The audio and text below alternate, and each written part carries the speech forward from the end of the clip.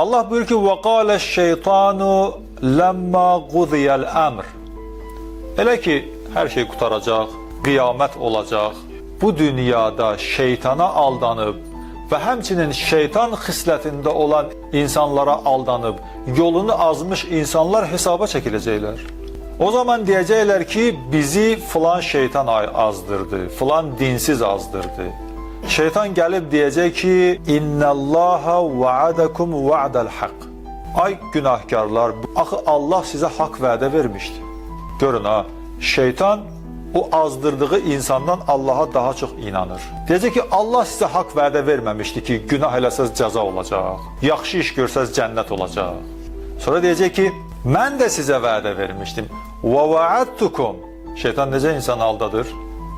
Şeytan xislətli insanlar necə insanı aldadırlar? Vədələr verirlər də, yaxşı həyat olacaq, gözəl güzaran olacaq. Narahat olma, axirət də nisiyə söhbətdir. Olacaq, olmayacaq hələ bilinmir. Bu dünyavı yaşa.